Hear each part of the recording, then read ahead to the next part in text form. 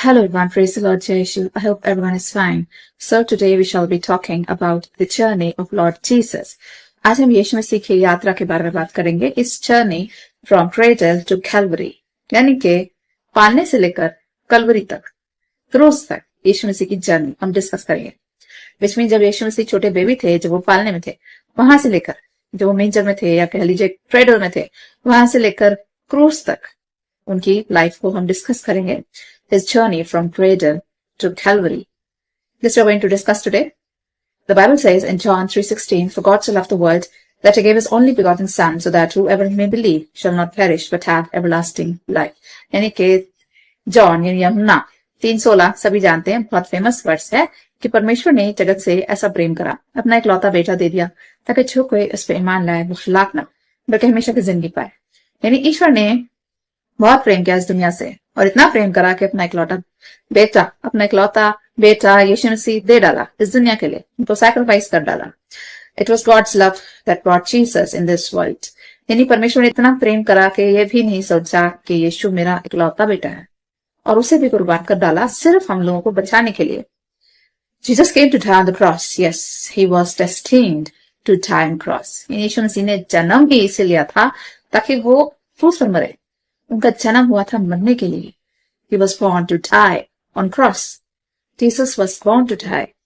Sounds very strange, but yes, it's true. यानी सुनने में बड़ा अजीब सा लगता है कि यीशु मसीह का जन्म हुआ था मरने के लिए. यानी जब कोई बच्चा पैदा होता है तो पेरेंट्स को बड़ी होप होती है कि हमारा बच्चा ये बनेगा, वो बनेगा, डॉक्टर बनेगा, इंजीनियर बनेगा, नाम कमाएगा, पेरेंट्स का नाम रोशन करेगा. तो पेरेंट्स को बड़े होप होते हैं, ड्रीम्स होते हैं. लेकिन यीशु मसीह का जन्म, उनका जन्म हुआ था मरने के लिए. He was born to die. He was destined to die. यानी ये पहले से ही लिखा जा चुका था कि मसीहा आएगा और वो जगत के लिए अपनी जान देगा. So he was born to die. Everyone has a purpose to live. When we are on this earth, we have plans, we have dreams to accomplish. For that, we struggle to live.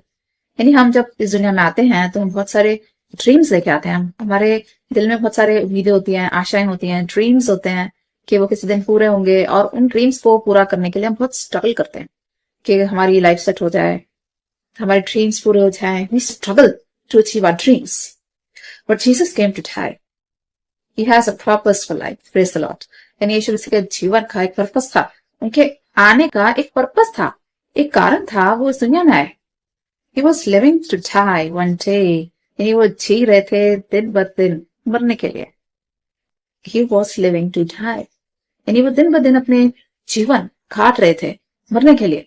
उनको मालूम था उनकी मृत्यु होनी है, और बड़े कठोर तरीके से उनको मारा जाएगा, बड़ी बेदर्दी से उनको मृत्यु दी जाएगी. ये सब जानते थे कि बहुत सफर करने वाले हैं, बहुत सहना होगा, और वो एक दिन भर दिन काट रहे थे, अपनी मृत्यु के नजदीक आ रहे थे. So he was living to die one day. वो जीवन जी रहे थे मरने के लिए. ऐसा रोमन्स चैप्टर 5:8 में लिखा है. He came to die. His plan was to die. Sounds very pathetic. उनका प्लान था कि उनकी मृत्यु होगी. ये फादर गॉड का और उनके बेटे यीशु का प्लान था कि एक दिन उनको मरना होगा. And sounds very strange, but that's true. सुनने में बड़ा अजीब लगता है कि वो आए थे मरने के लिए, लेकिन ये सच है. God sent him to die so that we could live. Bible says in 2 Corinthians 5:15, परमेश्वर ने यीशु को मरने के लिए भेजा ताकि हमें जीवन मिले. कैसा जीवन? अनंत जीवन. We could have eternal life. John chapter 10:10 says, He was born to die so that we could have life, and not just or ordinary life, but eternal life. यानी यीशु मसीह मर गए ताकि हमें जीवन मिले. कैसा जीवन? यानी अनंत जीवन मिले. अनंत जीवन मिले मतलब कि ऐसा कोई ऑर्डिनरी लाइफ नहीं मिले, बल्कि इटर्नल लाइफ मिले. God has a plan for each one of us. यानी हम सबके लिए ईश्वर के मन में कोई ना कोई प्लान होता है जब हम इस दुनिया में भेजते हैं. He has a plan and a purpose for Jesus also. यीशु मसीह को दुनिया में भेजने के लिए भी एक प्लान था परमेश्वर के पास. Jesus said, I have come to do your will. Yeshu Masih Bible में कहते हैं कि हे पिता, मैं तेरी इच्छा को पूरी करने आया. इस प्लान के बारे में पिता और पुत्र यीशु दोनों जानते थे. ऐसे ही Hebrews chapter 10:9 में लिखा है. Jesus said, let thy will be done. If you remember the incident in the Garden of Gethsemane, though he was frightened, Jesus said, let thy will be done. यानी गार्डन ऑफ गेथसेमनी में जब यीशु मसीह मृत्यु से पहले प्रार्थना करते हैं तो उन्हें डर लगता है, उन्हें भय उनको चारों तरफ से घेर लेता है. तब वो मामूली मनुष्य की तरह अपने पिता को पुकारते हैं, क्योंकि उनको मालूम था उन्हें बहुत ताड़ने मिलेंगी. और उन्हें बेदर्दी से मारा जाएगा, बहुत इंसल्ट्स को सहना पड़ेगा, क्रूस पर लटकाया जाएगा। तो यीशु मसीह अपने पिता से कहते हैं हो सके तो ये प्याला टल जाए, लेकिन बाद में कहते हैं पिता तेरी इच्छा पूरी हो। ऐसा मार्क चैप्टर 14 वर्स 36 में लिखा है, late thy will be done. Jesus will die. It was planned before the beginning of the ages. यानी बाइबल बताती है कि दुनिया की शुरुआत से ये प्लान हो गया था कि यीशु मसीह को मृत्यु सहनी पड़ेगी। ऐसा फर्स्ट पीटर 1:20 में लिखा है। God knew that Adam and Eve will fall into sin and lead the humanity into sin, so he decided to send Jesus in this world. परमेश्वर को मालूम था कि आदम हवा मनुष्य हैं, मामूली मनुष्य, वो कमजोर हैं, वो पाप में घिर जाएंगे और उनकी वजह से पूरी समस्त मानव जाति पाप में जाएगी, और इसलिए गॉड ने पहले ही प्लान कर लिया था यीशु मसीह को दुनिया में भेजने का। ये प्लान दुनिया के शुरुआत में ही बन चुका था, ऐसा एफिशियंस चैप्टर 1 वर्स 3 से 5 में लिखा है। When Adam and Eve sinned, God said, "The Son of Man will crush the head of the serpent." यानी अगर आप याद है वो इंसिडेंट जब आदम हवा को फल खाते हैं जिसे ईश्वर ने खाने से मना किया था, तो गॉड क्या कहते हैं, that the Son of Man is going to crush the head of the serpent. यानी कि एक मसीह आएगा, दुनिया के अंत में मसीहा आएगा और वो शैतान का सर कुचलेगा, ऐसे जेनेसिस चैप्टर 3 वर्स 15 में कहा गया है। God was talking about his son Jesus, that Jesus will finish the enemy by his death on the cross. कि यीशु मसीह अपनी मृत्यु के द्वारा शैतान का अंत करेंगे। ऐसे ही हिब्रूज चैप्टर 2 वर्स 14 में भी लिखा है। यानी अगर बाइबल शुरू से लेकर अंत तक देखे, ओल्ड टेस्टमेंट से लेकर न्यू टेस्टमेंट तक, तो वो जीसस की डेथ का कई जगह मेंशन किया है। ओल्ड टेस्टमेंट में कई जगह पे ये भविष्यवाणी की गई है दैट जीसस विल कम, मसीह आएगा और अपनी जान देगा। ये ओल्ड टेस्टमेंट में कई जगह लिखा है, ये भविष्यवाणी की गई थी जीसस के बारे में।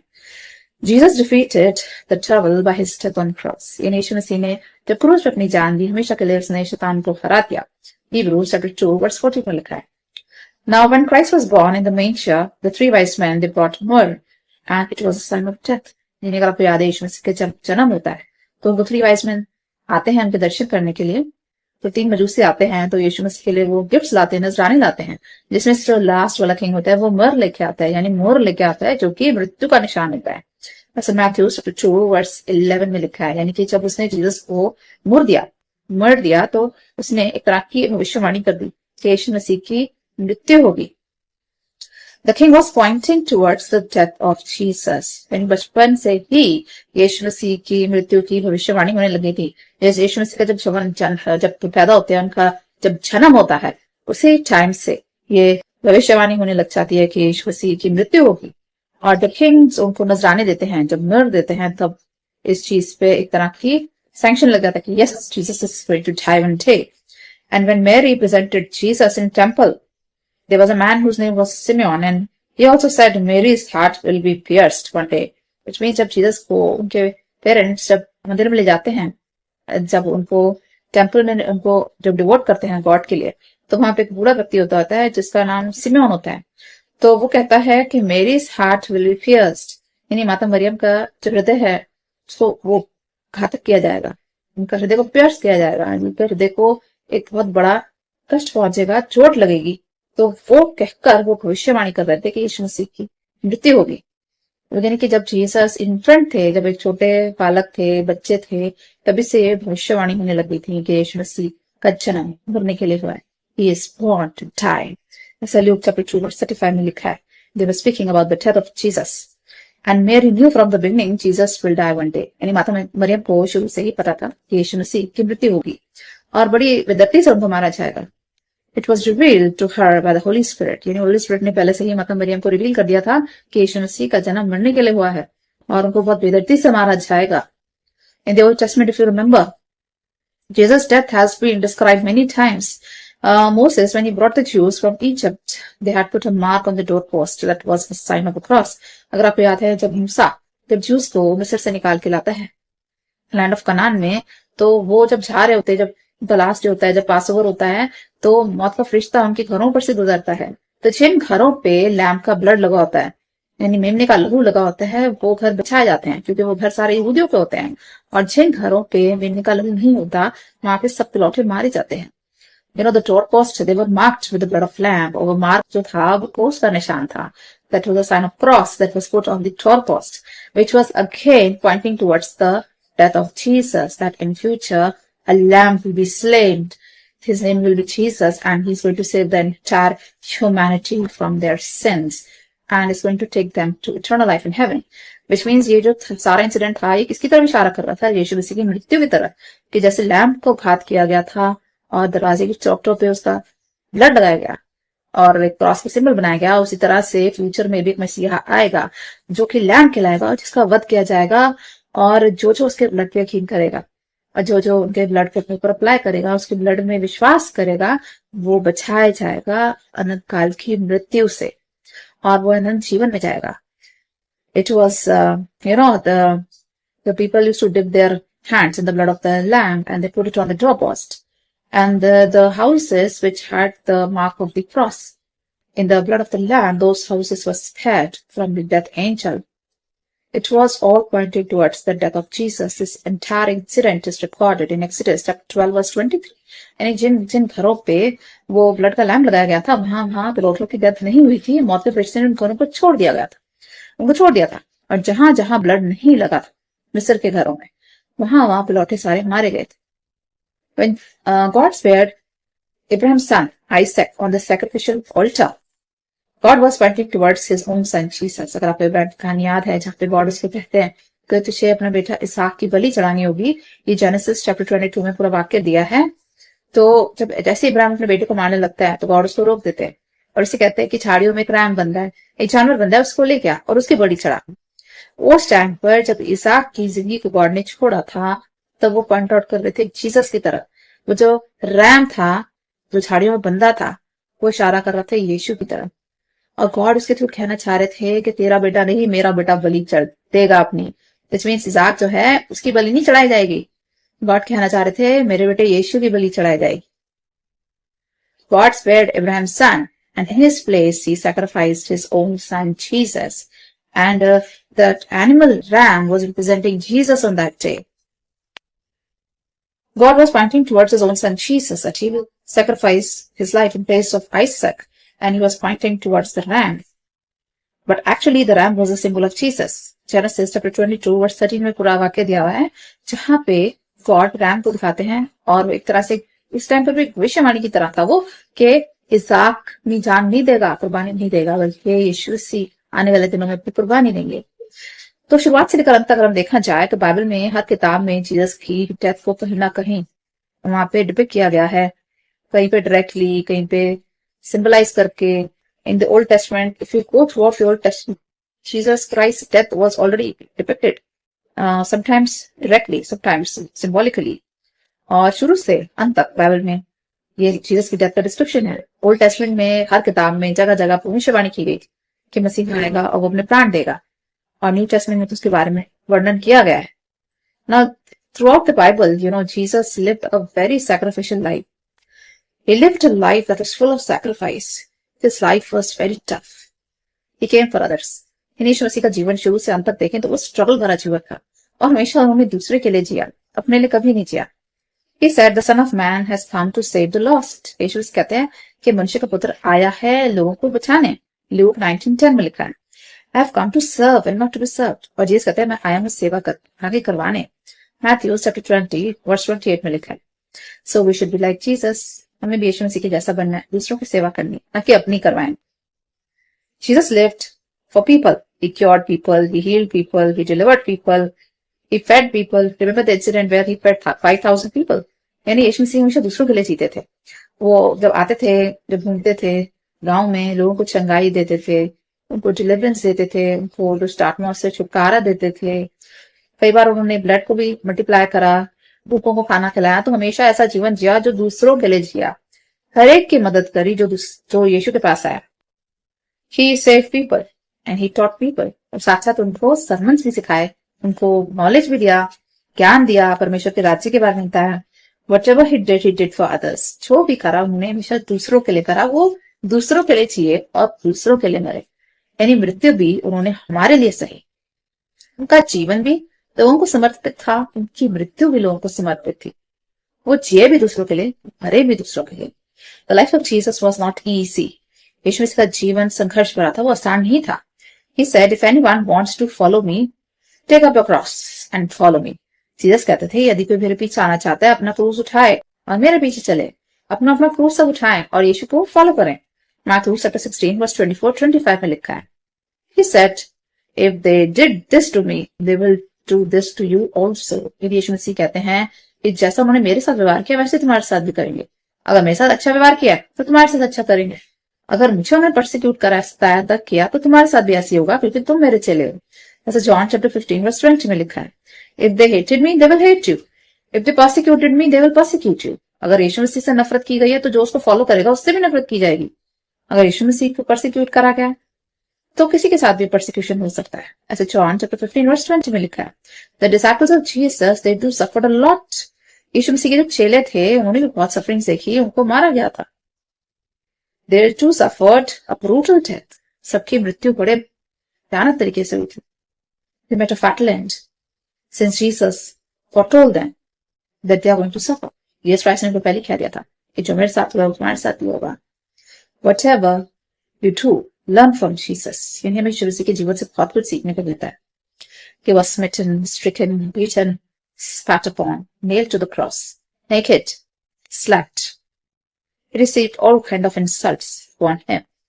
Isaiah 53 चैप्टर में लिखा है वर्स 4-5 में यीशु मसीह को बहुत सारे तकलीफों को सहना पड़ा, बहुत सारे कष्ट मिले, ताड़नाएं मिली। उनको हंटर से मारा गया, उनको फेस पे थप्पड़ भी मारा गया, उनकी दाढ़ी नोची गई, उनको नेकेड करके क्रूस पे टांग दिया गया और उनको विप्स यानी घोड़ों से मारा गया और उनको बहुत इंसल्ट किया गया। ये सब उनको सहना पड़ा। ये सब किसके लिए सहा उन्होंने? हमारे लिए। He was rejected by his own. यीशु मसीह को उनके अपने ही लोगों ने रिजेक्ट कर दिया, especially the Jews.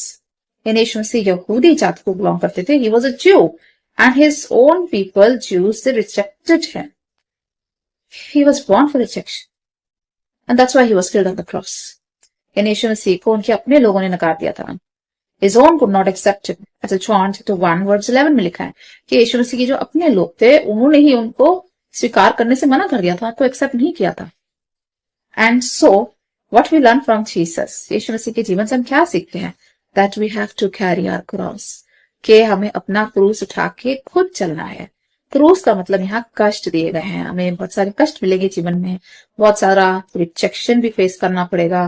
लोग हमें पसंद भी नहीं करेंगे, कई बार हमारे अगेंस्ट हो जाएंगे, पे लांछन लगाएंगे, ताड़नाएं लगाएंगे, झूठे इल्जामों में फंसाएंगे। बहुत सारा रिजेक्शन फेस करना पड़ेगा, बहुत सारी तकलीफों को सहन करना पड़ेगा। और इसलिए जीसस ने कहा अपना क्रूस उठा और मेरे पीछे हो ले। We have to carry our own cross that follow Jesus. Here cross means burdens of life and responsibility. यानी क्रूस का मतलब यहाँ पे जो हमारे को बर्डन्स मिलते हैं वो हमें अपने बर्डन्स खुद उठाने हैं और अपनी जिम्मेदारियां, अपनी रिस्पॉन्सिबिलिटीज खुद उठानी है और यीशु मसीह के पीछे चलना है। We have to accept rejection, defeat, insults for the sake of Christ. यानी कोई रिजेक्ट भी करता है, कोई हमें डिफीट करना चाहता है, कोई इंसल्ट करना चाहता है, वो सब सहना पड़ेगा। If you are persecuted for the sake of Christ, count yourself worthy because you will enter into his glory. लेकिन अगर आपको सताया जाता है जीसस के नाम से तो बाइबल बताती है कि अपने आप को वर्दी समझे, अपने आप को बहुत ज्यादा धन्य समझे यदि आपको यीशु के नाम से सताया जाता है, क्योंकि आपको एक दिन स्वर्ग जीवन मिलेगा। जेम्स चैप्टर 1 वर्स 2 में लिखा है। 1 पीटर चैप्टर 4 वर्स 14 में भी लिखा है, Jesus said, bless those who curse you, pray for those who persecute you. यीशु मसीह कहते हैं अपने सताने वालों के लिए प्रार्थना करो और जो आपको श्राप देता है उसे आशीष दो। ऐसा ल्यूक चैप्टर 6 वर्स 28 में लिखा है, इसमें जो तुम्हारे साथ बुरा करता है आप उसके साथ भला करें। ऐसा करके आप यीशु मसीह के चेले कहलाएंगे। He was bruised for our iniquities, he was chastised for our peace, by his stripes we are healed. यानी बाइबल बताती है यीशु मसीह को कष्ट दिए गए सिर्फ हम लोगों के लिए, और यीशु मसीह ने कष्ट क्यों सहे? ताकि हमें शांति मिले, ताकि हमें पीस ऑफ माइंड मिले, एक शांति भरा जीवन मिले। और जो सजा हमें मिलनी थी वो यीशु मसीह ने सही, और उसके कोड़े खाने से हम चंगे होते हैं। ऐसा Isaiah 53:5 में लिखा है। Even today Jesus is providing healing, deliverance, peace to people in this world. आज भी यीशु मसीह मौजे करते हैं, चमत्कार करते हैं। जिसको चंगाई चाहिए उसे चंगाई भी देते हैं, जिसको छुटकारा चाहिए जिसको आत्मा से उनको छुटकारा भी मिलता है। अगर कोई मेरिकल चाहिए आपको वो भी मिलता है। यीशु मसीह हमारी प्रार्थना आज भी सुनते हैं क्योंकि वो जीवित पिता है, क्योंकि वो हमेशा के लिए जीने वाले हैं। यीशु मसीह जीवित पिता है, उनका पुनरुत्थान हो चुका है और वो हमेशा के लिए जीने वाले हैं। उनको मृत्यु कभी नसीब नहीं होगी, और इसलिए क्योंकि वो हमारे जीवित पिता हैं वो आज भी जिंदा है और हमारी प्रार्थनाओं को सुनते हैं। The front of the cross is salvation and the back of the cross is healing, यानी क्रूस के जो फ्रंट है वो साल्वेशन है, यानी हमारा उद्धार है, और क्रूस का जो बैक है वो उसको हम रिप्रेजेंट करते हैं हीलिंग के लिए। Now, why the front of cross is salvation? यानी front of the cross, जो क्रॉस का जो सामने वाला हिस्सा है उसे हम salvation के साथ क्यों जोड़ के देखते हैं? Because Jesus came to save the world. Jesus said in Luke 19:10 कि मैं आया हूँ दुनिया को बचाने. He did not open his mouth when he was nailed to the cross. He was slaughtered like a lamb. He did not open his mouth. Which means यीशु मसीह को जब दुख दिए, जब तकलीफें दी, जब ताड़ने दी, तो उन्होंने अपना मुंह नहीं खोला, उन्होंने चुपचाप मृत्यु को सहा। ऐसा Isaiah 53:7 में लिखा है। Like a sheep is silent before shearers, जैसे कि एक शीप होती है वो अपने शेरर के सामने वो चुपचाप रहती है, और एक मेमना वध करने वाले के आगे चुपचाप रहता है, वैसे ही यीशु मसीह ने भी चुपचाप बहुत सारे कष्ट सहे। उनको अंटों से मारा भी गया, हर तरह के दुख संकट ताड़ना सही, मार पिटाई को भी सहा, और अंत में क्रूस को भी सहा, लेकिन उन्होंने एक शब्द नहीं कहा। He was silent when he was tortured. Silently he accepted death, opened his arms wide and died. यानी चुपचाप मृत्यु को उन्होंने सहन करा और क्रूस पे अपना जान दिया। He died on the cross. He gave salvation to us. उनकी मृत्यु के द्वारा हमें उद्धार मिला, और इसलिए कहते हैं front of the cross is salvation. यीशु मसीह की जब मृत्यु होती है तो अपने आर्म्स को उन्होंने खोल दिया और अपने आप को क्रूस पर दे दिया, यानी उनके हाथों को पैरों को छेदा दिया, उन्होंने अपने आप को सरेंडर कर दिया। जिन लोगों ने उनको मारा उन्होंने कहा कि जो कुछ मेरे साथ करना है कर लो, क्योंकि वो आए थे हमारे लिए, हमें बचाने के लिए। मृत्यु को उन्होंने सहा। He opened his arms wide and tight. जो पूरा अपने आप को सरेंडर कर दिया था, जो तुमने मुझे करना है, मेरी बॉडी के साथ जो करना है, जितना कष्ट देना है वो तुम दे लो। और जब उन्होंने अपने आर्म्स को खोले तो उनको क्रूस पे टांग दिया गया। That's why it said he opened his arms wide and tight on the cross.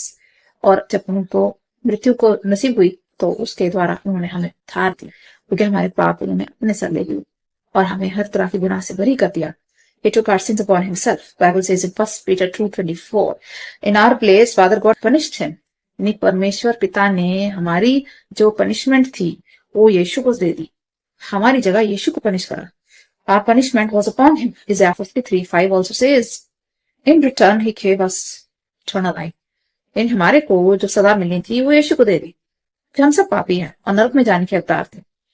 तो यीशु ने, गॉड ने, उनके पिता ने जो सजा हमें मिलनी थी, जो नरक हमें मिलना था पापों के कारण, वो सारी सजा हमारी गॉड ने अपने बेटे यीशु को दे दी, हमारी पनिशमेंट उसको दे दी, और बदले में हमें दे दिया अनंत जीवन, जिसका हम कहते हैं eternal life. And that's why it is said the front of cross is salvation, यानी क्रूस का जो सामने वाला हिस्सा है वो उद्धार है। He promised eternal life to those who believe in his name. यानी जितनों ने यीशु के नाम पर यकीन करा उनको दिया अनंत जीवन।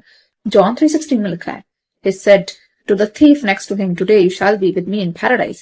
इन यीशु के साथ दो चोरों को भी टांगा गया था, अगर आप याद है तो उनमें से एक चोर को कहते हैं तो आज ही मेरे साथ फिरदौस में होगा, तो आज ही मेरे साथ स्वर्ग में होगा।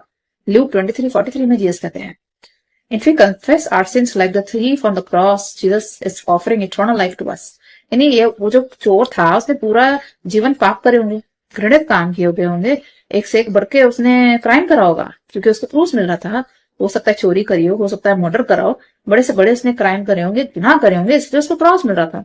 यानी पूरा जीवन पापी बन के बिताया, लेकिन आखिरी टाइम उसने यीशु मसीह को स्वीकार करा और गुनाह से तौबा करी, अपने गुनाहों की माफी मांगी, तो जीसस ने बदले में उसको दे दिया अनंत जीवन। यानी पूरी जिंदगी पापी बन के जीता है, लास्ट मोमेंट पे वो जीसस को स्वीकार करता है, वो कन्फेस करता है कि यीशु मसीह खुदा का बेटा है, गुनाहों से माफी मांगता है। यीशु मसीह कहते हैं आज ही तू स्वर्ग में होगा। Jesus is offering eternal life to each one of us if we confess our sins with a pure heart. यीशु मसीह हम सबको अनंत जीवन देना चाहते हैं यदि हम अपने गुनाहों की तौबा करते हैं, गुनाहों से माफी मांगते हैं और यीशु से वादा करते हैं सुधरने का। He freed us from our sins and made us heir to heaven. यानी यीशु मसीह ने हमारे पाप से छुटकारा दिलाया और हमें स्वर्ग का हकदार बना दिया। Romans 8:17 में लिखा है, The back of the cross is healing. और जो क्रॉस का जो पीछे का हिस्सा है वो कहलाता है हीलिंग, यानी चंगाई। Jesus suffered whips on the back. यानी क्रॉस की जो बैक वाला हिस्सा है उसको हम हीलिंग कहते हैं। क्यों? क्योंकि यीशु मसीह ने अपनी पीठ पर कोड़े खाए थे। विप्स वर वेरी एक्स्ट्राऑर्डिनरी। उस टाइम पे जो विप्स होते थे, जो कोड़े होते थे, अलग तरीके के होते थे। They used to bring flesh out of the body when beaten with it. यानी कि जो कोड़ा होता था, जब उससे किसी को मारा जाता था तो जिसपे वो कोड़ा पड़ता था वो उसका फ्लैश खींच के बाहर ले आता था। यानी वो जो कोड़े जो होता था, जो विप होता था, उसमें अलग अलग किस्म के उसमें कांटे लगे होते थे। तो जब वो किसी को व्यक्ति को कोड़ा लगता था और जब उसको वापस खींचा जाता था तो वो इंसान का फ्लैश यानी उसकी बोटी खींच के ले आता था। और आप इमेजिन कर सकते हैं यीशु मसीह को कितने विप्स, कितने कोड़े मारे गए थे। ये पीठ पूरी लहूलुहान हो गई थी। His back was full of blood. And he could not even stand, he could not sit. यानी यीशु मसीह की पूरी की बैक पर इतने कोड़े मारे गए थे कि ना तो वो उठ सकते थे, ना बैठ सकते थे, ना उनसे चला जा रहा था। उनका पूरा शरीर लहूलुहान कर दिया था कोड़े मार के, और जगह जगह से उनका फ्लैश भी वो कोड़ा खींच के बाहर लाया था। But still he agreed to die on the cross. उसके बाद भी उतना मार पिटाई सहने के बाद भी उन्होंने क्रूस को अपनाया है, और क्रूस पे उनको और सताया गया। जब जिंदा को कीलों के साथ गाड़ा गया और क्रूस पे लटकाया गया, आप इमेजिन कर सकते हैं कि इतने कोड़े खाने के बाद भी और उनको सजा दी गई। जिंदा इंसान को क्रूस पे लटकाना, दोनों हाथों पे कीले ठोकना, दोनों पैरों पे कीले ठोकना, कांटों का ताज पहनाना, ये अपने आप में जब हम सोचते हैं तो हमारे रोटे खड़े हो जाते हैं। तो जिसके साथ हुआ उसको कैसी फीलिंग लग रही होगी, यीशु मसीह को कैसा लग रहा होगा कि जो दुनिया का राजा है, king of the world, hanging on the cross like a criminal. ऐसे फिलिपियंस चैप्टर 2 वर्स 8 में लिखा है, he accepted death and that too on cross. He was so obedient to his father. यानी यीशु मसीह ने पिता का कहना माना। पिता और उसके पुत्र यीशु ने, दोनों ने दुनिया से इतना प्रेम करा, अनंत काल का प्रेम, eternal love, that the son accepted death on cross. और क्योंकि उनके पीठ पर कोड़े मारे गए थे, इसलिए कहा जाता है by his stripes we are healed. यानी उसके कोड़े खाने से हम चंगे होते हैं। यीशु मसीह ने अपनी बैक पर जो कोड़े खाए थे, जो पूरा आपकी बैक लहूलुहान हो गई थी, उनका जो रक्त बहा था, उसे रक्त के द्वारा हम चंगे होते हैं। ऐसा Isaiah 53:5 में लिखा है, the saviour of the world hanging on the cross. Imagine, जिसको हम राजाओं का राजा, प्रभुओं का प्रभु कहते हैं, यीशु मसीह कहते हैं मैं चाहूं तो स्वर्ग से सेना बुला सकता हूँ एंजल्स की, और वो मेरे को आके बचा लेंगे। यानी उनमें इतनी पावर थी, he is the king of the universe, कि वो एक इशारा करते पूरी सेना आ जाती उनको बचाने, एंजल्स की। But he accepted death and he left his heavenly life, heavenly glory, यानी केम टू अर्थ, यानी स्वर्ग में वो एज किंग रहते थे, वो वाला जीवन छोड़ के पृथ्वी पर मामूली मनुष्य बन के आना, एक गरीब खानदान में पैदा होना, एक पुअर पेरेंट्स से पैदा होना, एक स्टेबल में पैदा होना, जानवरों के बीच में, ऐसी जगह में पैदा होना, गरीब जीवन बिताना। वो जगह जगह घूमते रहते थे, चंगाई देना, हीलिंग देना, डिलीवरेंस देना, स्वर्गीय राज्य के बारे में बताना, और अंत में ऐसी दर्दनाक मौत को सहना। He always lived for others. He accepted cross to save us from the fires of hell. यीशु मसीह ने नरक की आग से बचाने के लिए हमें क्रूस सहा। यीशु मसीह ने हमें बचाया नरक की आग से, ताकि हमें अनंत काल की मृत्यु ना मिले और मिल जाए हमें अनंत जी, यानी स्वर्गीय जी यीशु के साथ। I would like to pray for all of you. Heavenly Father, we come before you with our prayers. Father God, we thank you so much for this beautiful message that you shared with us today about the journey of Jesus from the cradle to the Calvary, that Jesus Christ was born to die. He was living to die one day on the cross. You came on this earth to die for others, to live for others, to die for others. Father God, we thank you so much for sacrificing your son Jesus. As we are living in this Lenten season, Father God, we pray that you're going to make us more close to you. You are going to make us understand the value of the cross and the value of your precious blood that you shed for us on the cross. And you made us heir to heaven. You gave us a chance to live eternal life with you in heaven, in paradise. We thank you for the gift of your son, Jesus. We thank you, Jesus, for shedding your blood for us and making us a holy nation, a royal priesthood. You freed us from our sins and you gave us a right to live in heaven. We pray for all the viewers who are watching this video. We apply your holy blood to every viewer so that they may receive your eternal love in their hearts. Fill our hearts with your divine love. Help us to spread this love to others. Help us to love each other unconditionally, to spread your love, your mercy, compassion towards each other. We pray for the children who are preparing for exams. Help them to get good marks and results. We pray for all those who are preparing for entrance exam. Help them to get good marks and get their admission in their desired colleges. We pray for all those who are seeking jobs. Give them their desired jobs. We pray for all those who are seeking any kind of healing. spiritual healing, mental healing, physical healing. Bless all those who are facing any kind of sickness, infirmities in their bodies. Raise them from their bed of affliction, Father God. We pray for our middle-aged people, for the senior citizens, that you're going to bless them with good health and long life. We pray for all those who are in depression. We pray for all those who are leading a sorrowful life, who have lost hope. Father God, you are their only hope. Bring them out of depression. We pray for all those who are in the clutches of the devil. Deliver them from the clutches of the devil and bring them into heavenly glory. Father God, bless each one of us with the gift of the Holy Spirit. Let the Holy Spirit rest on each of us. Let the Holy Spirit abide in our hearts and guide us on the path of truth. For you are the way, the truth, and the life. Father God, we give all glory and honor to your name. Bless this prayer through Jesus Christ, Lord. I hope this message will be a big blessing for all of you. So always remember that Jesus is really always. He is a loving Father. He sacrificed his Son for you. So he will give you all the desires of your heart. Stay in the love of Jesus. Take care, brother.